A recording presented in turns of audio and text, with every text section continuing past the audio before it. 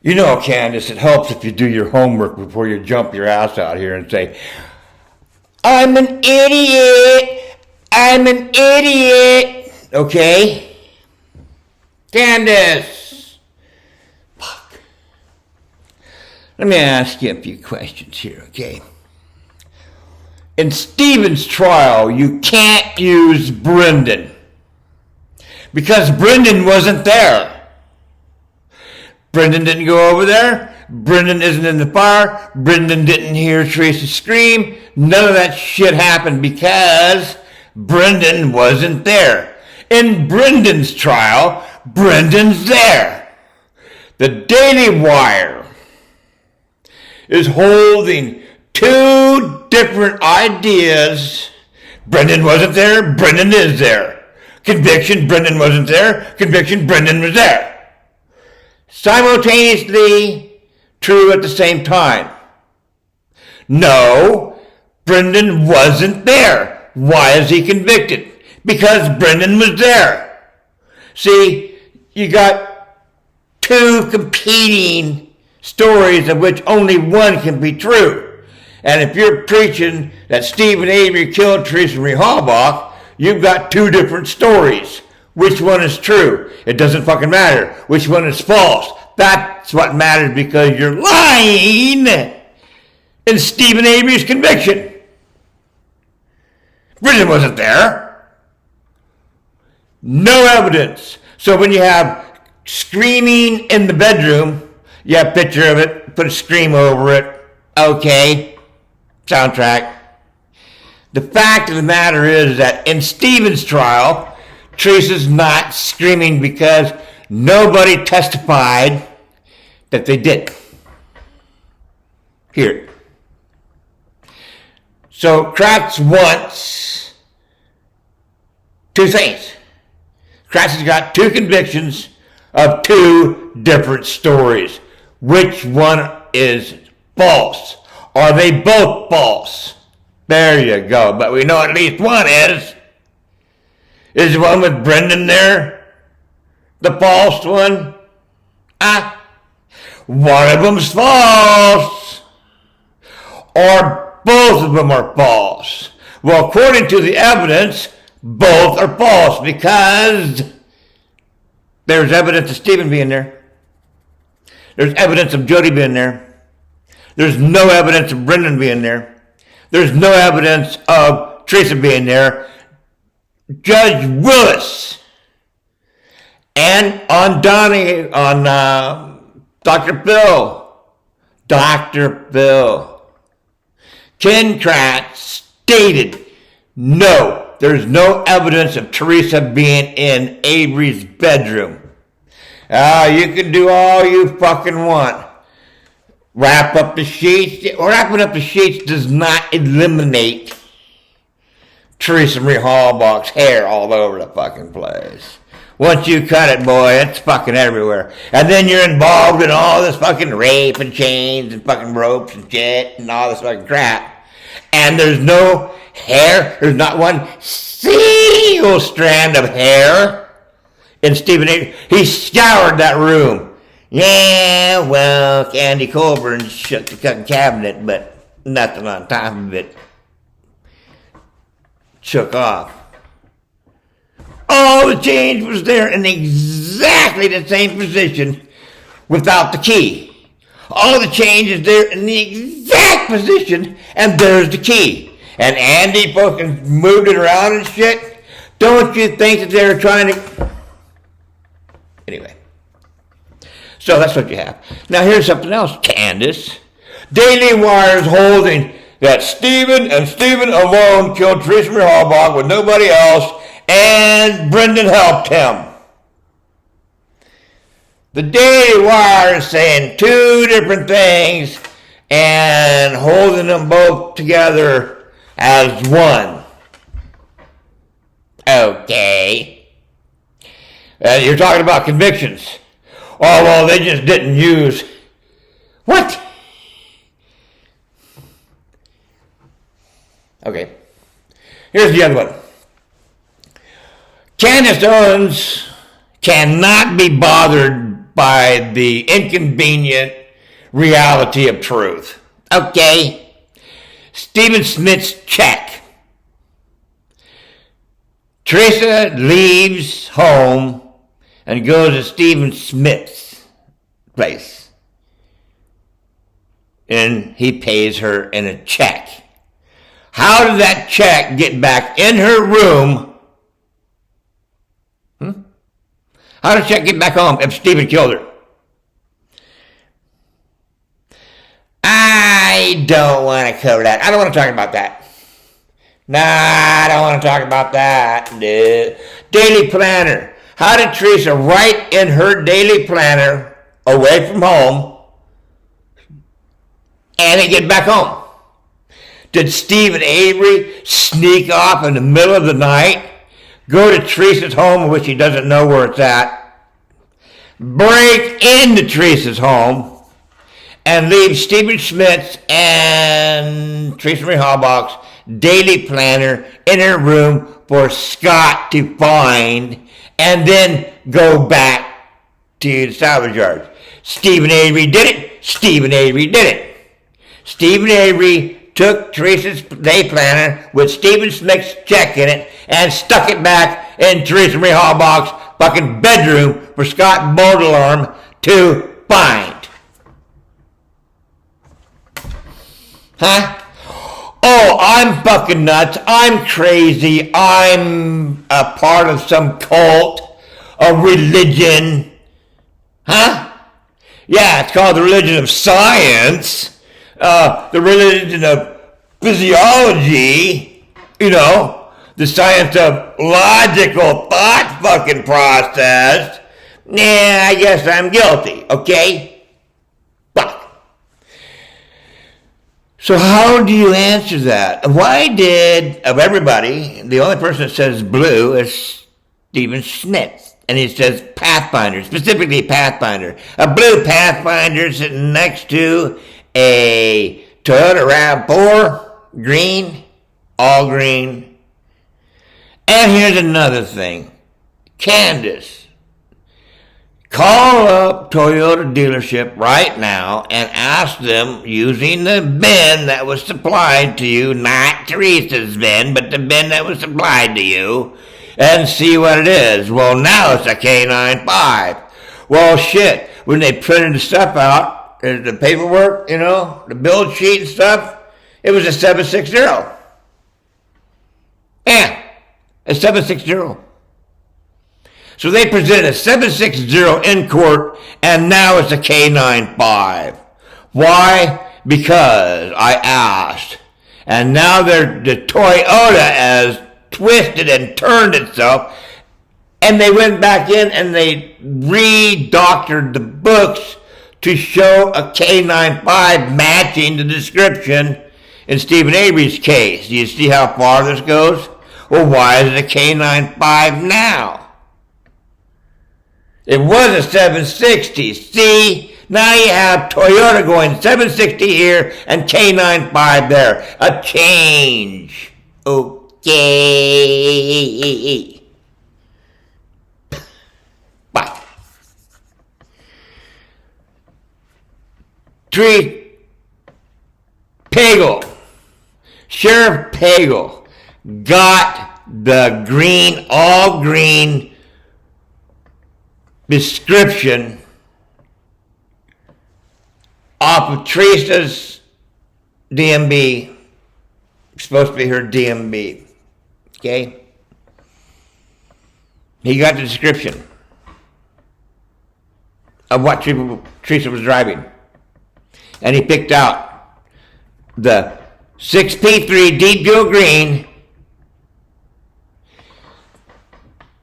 Mike had to have approved it, dark green. And Sheriff Jerry Pagel gave it to WB2 News, and they aired it twice on two different, look for this vehicle. It hit the airwaves twice in two separate, 24 hours apart, 12 hours apart, whatever. But they did it twice. They did it once. Why didn't Mike Halbach said, hey, wait a minute, you got the wrong vehicle. It's blue, black, and gray. Not all green. But he didn't. Why didn't the family say anything? None of the family says, excuse me, but Pam found the wrong vehicle. It's all green. Like in the posters, printed up the day before she was reported missing, but reported a day later as contacting. So we got Mike and a lie right there. So it's all green. The family's looking for green. Manawa County's looking for green, even though they already have it. Calumet County's looking for green. They're putting posters up everywhere, all over town of dark green only. Okay? Okay. Now, blue, right? Black, right? Gray, right? How can you go, Teresa's RAV4 is all green and nothing but green, to Teresa's vehicle is now blue, black, and gray. And it's the same vehicle. You're telling your audience, millions of people, that Teresa started off with a green vehicle. See, Brenda Schuler, all right? You see, you went, WP News, and then when you went to the color of the vehicle, you sliced in Brenda, and you didn't show the green. See? You're manipulating film footage. Why don't you show the green? Daily Wire shows the green RAV4. Sheriff Pagel, what color did you... Sheriff Candace Owens. Well, Sheriff Pagel, when you gave WB2 News was, and this is the picture that you gave them, why is Stephen Avery and Brendan Dassey convicted on the photos that supposedly Pam took? Huh? Why not that? Why don't you sit down before Jerry Pagel and say, you know, Jerry, I have a problem. The problem is that you gave WB2 News a dark green RAV4. None of the family called you up and said it's the wrong fucking vehicle. They all went with it because that's the vehicle. And then look at this. Look at these photos from Pam Strom and Nicole, and these are not the same vehicle. Can you explain that, Jerry? No, Daily Wire won't do that. No, Candace Owens will slander the fuck out of anybody that brings this up. Candace Owens in the Daily Wire, right?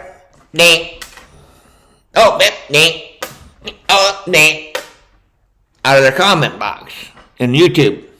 Yeah. You comment, they'll delete your comments.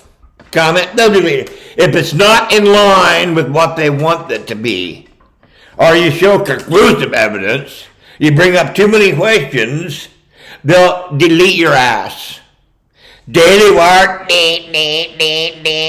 delete my ass. Daily Wire is practicing censorship. But there's one thing about Daily Wire I'd like to bring up. They censored me. Then they uncensored me. They put it back up. Oh. Well, I put another one. And then leave two there for a while. And then I put another one up. There's three. There's only one gone. Well, they censored my ass. 1/3. So then I put another one up, and they'd take one down, but only be two. And there'd be two sitting there. And I put one up. There's 3. Just want to drop off. It got to drop down there. And I put another one up. And I took one out. And they put one back. And then there's 2 again. Okay, are you guys starting to follow along here? What's happening? Okay. Now I send it to them. Gone. Gone. They will censor my ass. What they do is they take my videos off and they stick them over here in a file. And all my videos are sitting there in a file. And they're keeping tabs on the shit I say. So Candace Owens is doing a great job. A great job. An actress, just the same. But she's, oh, these people are Nazis, these people crazy, these whatever here show are stupid ass convicting a murderer, which is actually fucking physically impossible to do. Back to the Daily Planner. How did the Daily Planner get home? Number 1, Teresa never left with the Daily Planner. She left the Daily Planner behind in her room. And yet, she's written on it in advance. Because she didn't have time to go from the Smiths to the zippers to go back home. Or Avery's. No time there to go back home and deliver the planner. All right? So how did the Daily Planner get back in her bedroom? It never left. Well, if it never left and Teresa had premonitions that certain person would call at this particular time and another person would call at this particular time, and she says she has to pull over the side of the road to write this down, is a setup in advance.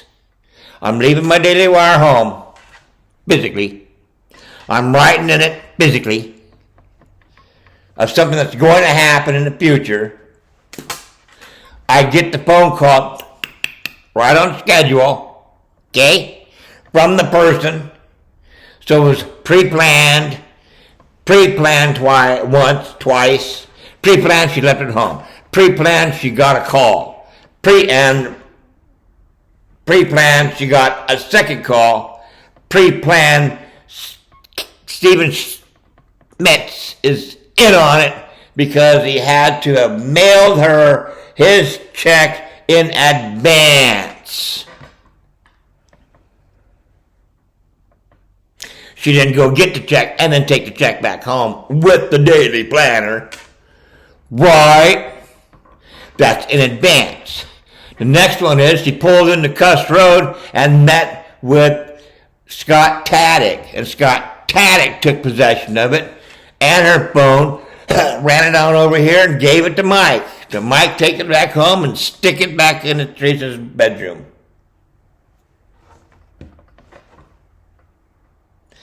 Back to pre-planning.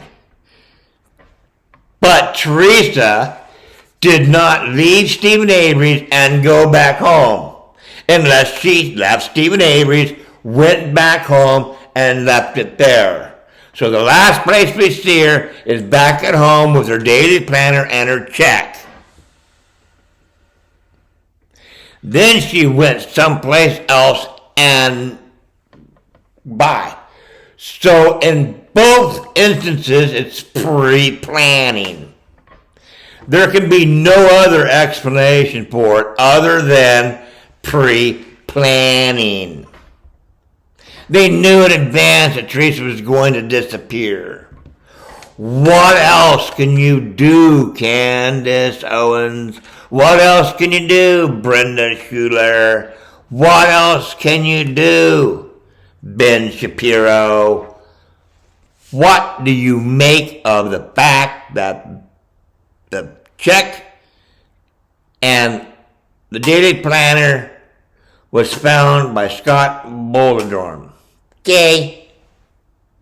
How did he come up with Teresa's Daily Planner?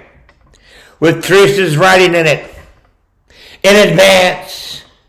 Supposedly after she left back home with it with her. Evidence. Evidence. And the Daily Wire didn't know this for 6 fucking years and did not know this. What the fuck? Hey, what was the phone number on 31st of, what phone number did Stephen call? I'll go in another video. What can you do, Candace? Huh? What can you do? There's no screams, so you can't claim screams. Because nobody says that there's screams, and Brendan stated that he did not hear screams. He made it up. Brendan made up Teresa screaming in Stephen's bedroom. Stephen doesn't say she was screaming. Nobody else says she was screaming. And Brenda says, I didn't hear, it was a lie. I didn't hear her scream. How does that lie that Brendan recanted end up in convicting a murderer with a screaming woman dub over Stephen Avery's bedroom? You've got no evidence of that. You have no evidence that Teresa was in Stephen Avery's bedroom. You have no evidence that Teresa was screaming. Only Brendan, and he said he lied. He said, he recants it. Nothing happened in his trial. See, what Brendan did, Candace, what Brendan did, Deb, is he overtaxed the prosecution to gather the evidence. We rolled her in the fire pit whole. You know how long it takes to burn that up? Fuck. You don't have enough time. Tick, tick, tick. You ran out of time, and the body's not even half burnt. Okay. You still got a smoldering corpse sitting there with the skin burned off a bit, basically. The guts have somewhat burned, but you got a pile of fucking mess. Partially charred, mostly charred, but not burnt down the fucking bone. Find one tooth, but don't find any more teeth. If you got one tooth, you got them all. And they went in there with a scoop shovel, and they got every single thing because they did it on a fucking screen. There was only one tooth there. Did Stephen Avery take pliers, pull out all her teeth but one? Huh?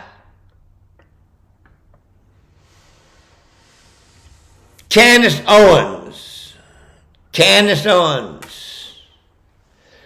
versus Steve Bogle. Why does Steve Bogle say, this floor ain't been cleaned by bleach, and if it had, it would damage the concrete? Steve Bogle says that this vehicle is not moved. Why? Because the oil that's underneath it takes a long time to evaporate into a consistency of which, if you roll the tire backwards, it would leave a mark and let you know that. So we rolled the vehicle in. Well, Brendan knows that vehicle has been sitting there for a long fucking time. Okay? So just because Brendan says it doesn't mean it's true. It pretty much means it's false because he's just telling them whatever the fuck they want to hear. And that's exactly what he's doing. And he's overtaxing the prosecution. Well, they moved Teresa in the RAV4, but the RAV4 has not moved. They moved Teresa in the RAV4. Well, the transmission is still fucked up, and it doesn't move because it's in a blah. Oh, well, then they pushed it. So they put her in the RAV4, and they pushed the RAV4, or they put her in some type of cart and pushed that cart across the crusted grass, whatever, and they burned her in the fuck. And you say that she burned up? You have no fucking clue what it takes to burn a human being. You're talking out your ass. You sit in a nice, clean office. You're not out here in the real world there, Candace, okay? You're hind in this, you know? I have tore making a murderer. I have tore convicting a murderer. I have tore making a murderer's ass. Rip, rip, rip. You're fucking lying. Okay, you're not telling the truth. Back to the selective editing, selective information, selective. So all it is that, here's what you have. You have an emotional ploy for the women, okay? Which is, how can you defend Stephen Avery? Look how bad of a guy he is. So all the women go, oh, tear, because you're emotional beings and you're not thinking. You're emotional. I'm emotional. I'm a woman. I'm emotional. Fuck. No. I'm not defending Stephen Avery for anything other than this didn't happen. Any other problems that Stephen Avery has being a bad man is not of my concern. He should have been convicted on this. He should have been convicted on that. Whatever the fuck. He wasn't, so therefore why? Why? Well, to get your eyes off of Kratz, who is between Stephen Avery and Kratz, which one's going to put you in prison? Oh! Look away from Kratz, look away from Kratz, look away from Paul, and look away from Gon, look away from the investigators. Stick it all on Avery, all on Brendan. But you won't talk Stephen Avery's bedroom. You just show a picture and put a scream in it and leave it at that. You went into it, well, they found Teresa's rapport, and you just skipped right over that. Didn't want him to get into that rabbit hole now, did you? You know? So you took a dub of Teresa screaming, which even the person that said that Teresa was screaming recanted it. And nobody else did, so you got no evidence of that whatsoever. So that's blatantly a fucking lie. You don't want the bedroom. You don't want Steve Bogle standing there in Steve Avery's fucking garage. You don't want that. No. Why? It's not within the scope of the narrative. That's why. You don't want a fucking burn pit because the burn pit dug up known deer bones. Known deer bones. Okay? They should have knew it was deer bones simply for the fact that it's a burn fucking pit. What do you put in burn pit? You got burn barrels. What do you do with burn barrels? When they get full, you dump them in the burn pit. Okay? Now, deer. Deer meat in the fridge. Deer strung up with blood all over the fucking floor. Okay? And, you know, they got pictures of deer all over the place. They're avid hunters. There's going to be a deer in there because you always have a deer on hand. You don't run out of deer meat. Just go get another deer. Every season they get a deer or so. They tag the motherfucker. There's 2 families, 3 families, 4 families. I mean, you can get a deer for each fucking family, so that's not a problem. And it was a roadkill, so they brought it back home. So there's deer meat. They've eaten deer meat. Where the fuck did the fucking deer carcass go? They're not chewing on bones. Where do they put the bones? In the burn barrels. And they burn them. Why do they burn them? So that predators don't come by and snip them and try digging in their shit. So they burn them up. And they stay there. And they burn more garbage. And they stay there. And those bones have been subject to burn after burn after burn to get so brittle to the point that they break apart. You should have fucking known that. So we know that the bones are in there because they dumped it out And next, the deer that's in there, yeah, where are the bones for that deer going to go? In the burn pit. It's going to go into the burn barrels, and then it's going to go into the burn pit. It's going to be burned down. As the trash builds up, they burn down. Bones stay. Multiple burns later. So, you know that there's going to be bones in the burn pit. Period. Now, how did you make deer bones that's known in the burn pit to become Teresa Halbach? And there's only enough bones that they recovered from the burn pit to make up mostly of one deer. All right? Did you find any fingers? You found a tooth. Oh, you cut that and that's supposed to be, okay, that's Teresa's. Bullshit. That fucking dentist. Bullshit. Well, we found, okay, so let's put it this way. Teresa, they yanked a fucking molar out of Teresa's face, right? Then they had to torch the fuck out of it and stick it in there. Then we only have one molar from Teresa. What the fuck? It's an extraction. No. You see, nothing in this case